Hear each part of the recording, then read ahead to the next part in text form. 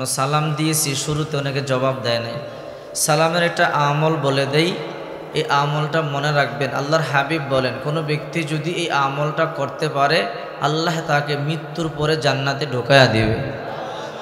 রাসূল করিম সাল্লাল্লাহু আলাইহি সাল্লাম বলেন, মান সাল্লামা আরবাঈনা রাজুলান, যে ব্যক্তি দৈনিক 40 জন মানুষকে সালাম দিবে। কয়জন মানুষকে?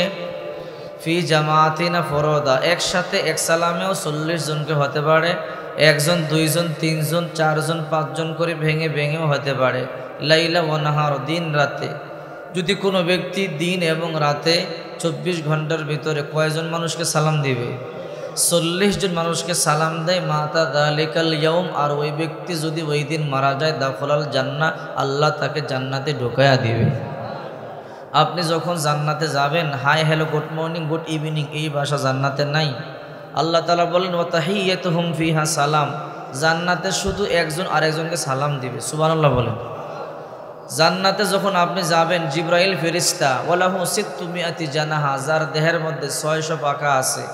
একটা পাখাই এই দুনিয়াতে ছড়াতে পারে না, এত বড় একটা পাখা। ওই জিবরাইল জান্নাতের গেটে দাঁড়াইয়া আপনাকে সালাম দিবে। সুবহানাল্লাহ বলেন।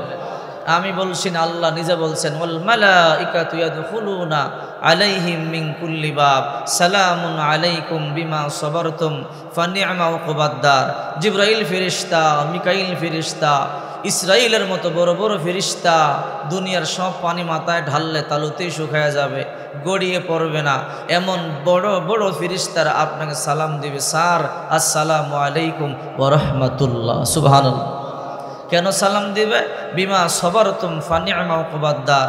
দুনিয়া কষ্ট করে ঠান্ডার মধ্যে কোরআন থেকে তাফসীর শুনেছিলা, কষ্ট করে রাত 3টায় ঠান্ডা পানি দিয়ে ওযু করে তাহাজ্জুদের সালাত আদায় করেছিলা, কষ্ট করে চৈত্র মাসের প্রচণ্ড গরমের মধ্যে রোজা ভাঙো নাই, দরজা বন্ধ করে 1 গ্লাস ঠান্ডা পানি পান করলে তোমাকে কেউ বাধা দিত না। কিন্তু জাহান্নামের ভয়, আল্লাহর মুহাব্বতে তুমি কষ্ট করে রোজা রেখেছ, এই যে সবর করেছ, ধৈর্য ধারণ করেছ, আল্লাহ তোমাদেরকে জান্নাত দিয়েছে। আমাদের পক্ষ থেকে শান্তি বর্ষিত হোক, আমরা তোমাদের জন্য দোয়া করি। আসসালামু আলাইকুম ওয়া রাহমাতুল্লাহ। সুবহানাল্লাহ। জিবরাইল ফেরেশতা আপনাকে সালাম দিবে।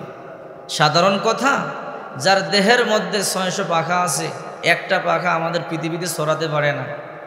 বুখারী শরীফের ব্যাখ্যা গ্রন্থ কাশফুল বারীতে এসেছে, একদিন আল্লাহর হাবিব বলে, জিবরাইল আপনি তো আমার কাছে সবসময় মানুষের আকৃতিতে আসেন, আজকে আসল আকৃতি দেখান।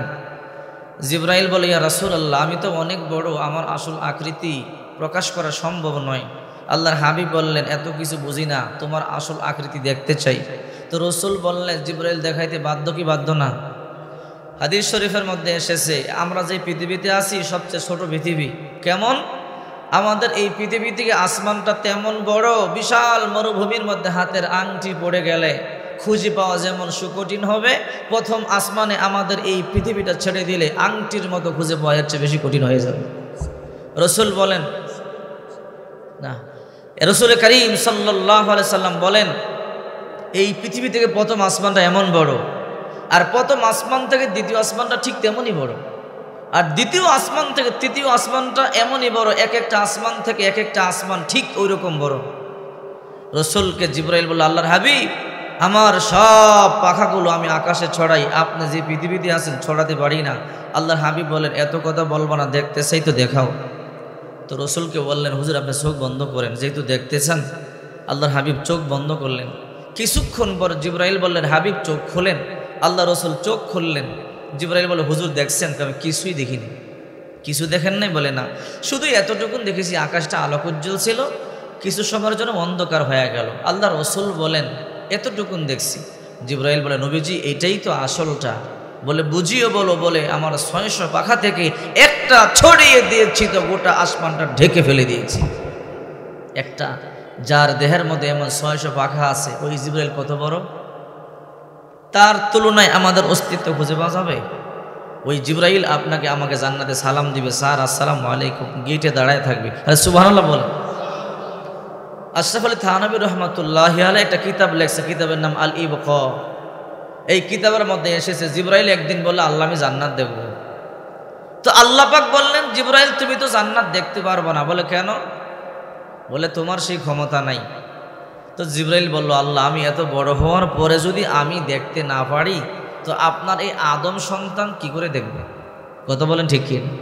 যে জিবরাইলের এক পাখার নিচে গোটা দুনিয়াটা ঢেকে রাখা যায়, ওই জিবরাইলের 600 পাখা আছে, তার বডি কত বড়। ওই জিবরাইল যদি জান্নাত দেখতে না পারে, সেই ক্ষমতা নেই, তো আমরা কেমনে দেখবো? সেই প্রশ্ন আসতেই পারে। কথা বলেন ঠিক কি? তো আল্লাহ বলল, জিবরাইল তুমি তো দেখতে পারবা না। তো জিবরাইল বলে, আল্লাহ আমি দেখবো, আপনি অনুমতি দেন, আমি চেষ্টা করি। আল্লাহ বললেন তুমি পারবা না। জিবরাইল বলল, আল্লাহ আমি চেষ্টা করি। তো রসুল আল্লাহ তাআলা বলেন, যাও জিবরাইল, তুমি যেহেতু চেষ্টা করতে চাও দেখো, যাও, কিন্তু দেখতে পারবা না। বলে, আল্লাহ কোন জান্নাত দেখবো? বলে, সবচেয়ে বড় তো জান্নাতুল ফেরদাউস, ছোট জান্নাত জান্নাতুল নাঈম। তো জিবরাইল বলল, আল্লাহ আমি ছোট জান্নাতটাই দেখি। বলে, দেখো কিতাবের মধ্যে এসেছে জিবরাইলের পাখা কয়টা বললাম? 600 পাখা দিয়া ছোট জান্নাতে একটা উড়াল দিয়েছে পাখির মতো, এক উড়ালে বিরতিহীনভাবে 70 বছর। আরেক হাদিসের মধ্যে এসেছে 70,000 বছর পর্যন্ত শুধু উড়তেই থাকলেন। সুবহানাল্লাহ। প্রতিটা ডানার গোড়া দিয়া গাম বের হয়ে গেছে। জিবরাইল বসে পড়েছে। আল্লাহ বলে, কিরে জিবরাইল, তুমি না জান্নাত দেখবা, দেখো।